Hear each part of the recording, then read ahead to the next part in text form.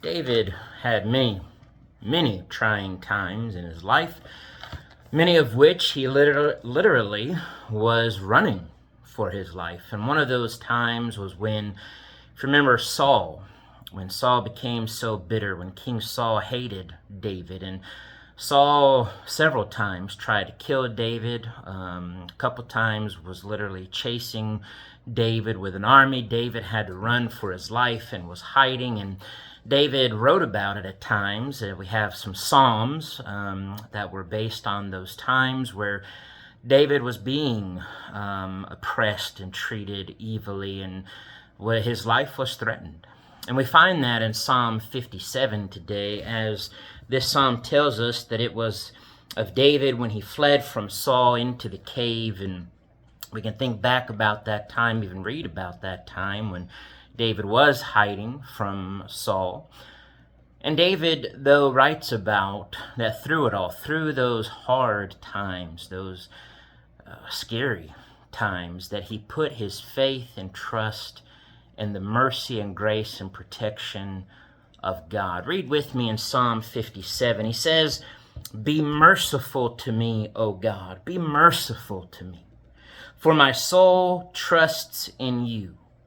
And in the shadow of your wings, I will make my refuge until these calamities have passed by." What a beautiful picture. What a beautiful thought David pictures there as he is calling to God for mercy and for help, for protection. But he says, I'm going to rest. I'm going to be under the shadow of your wings, O God, until the calamities pass by, until the bad stuff is gone. I'm going to trust in you, God. I know that you can protect me. He says, verse 2, I will cry out to God Most High, to God who performs all things for me. He will send from heaven and save me.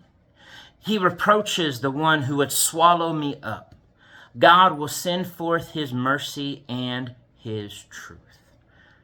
David says, I've got those who are trying to swallow me up, trying to devour me, trying to kill me, destroy me. But I'm going to cry out to God who can perform all things, who will save me, who will help me by his mercy, his truth. God will be there for me. God's truth will stand.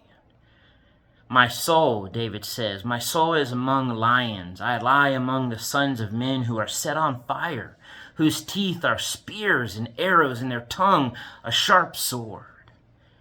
That's how David pictures kind of the imagery he uses to describe his enemies, those pursuing him, those who are treating him evilly. But he says, be exalted, O God, above the heavens.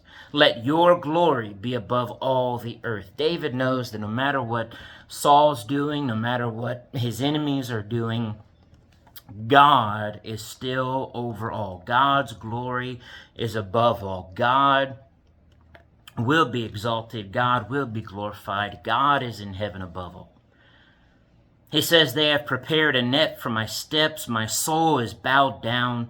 They have dug a pit for me. Into the midst of it, they themselves have fallen. David says, they're coming for me. They're setting traps. Their will is against me. But they're going to fall into their own traps because God will protect me from them. But notice verse 7, he says, through this all, because he's trusting in God, he's calling on God, he says, my heart is steadfast, O God. My heart is steadfast. And how can his heart be steadfast when he's going through such a time as this? Well, it's because he's putting his hope and trust, his strength in God. He says, my heart is steadfast. I will sing and give praise. I will sing and praise God.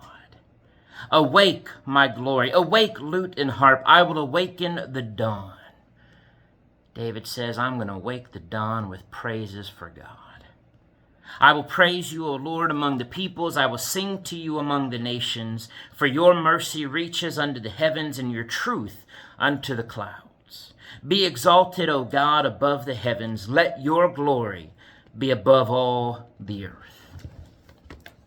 David teaches us that even in the dark times of life, that especially in the dark times of life, no matter what the trial may be, whether it's those who are mistreating us or whether it's just the physical, emotional, mental hardships that life can bring sometimes, that in it all, David teaches us here to continue to trust in God, rely on God for hope, for strength, for deliverance, for mercy. We need to put ourselves under the shadow of His wing until the calamities pass by, whenever that'll be. We need to put our hope and faith and trust in God. We need to make our hearts steadfast in the Lord. That no matter what's happening in this life, our heart can be steadfast, strong, firm, secure because of God, because of our hope and trust in Him. So whatever you're going through, whatever I may go through, let's make sure that our hearts are steadfast in the Lord.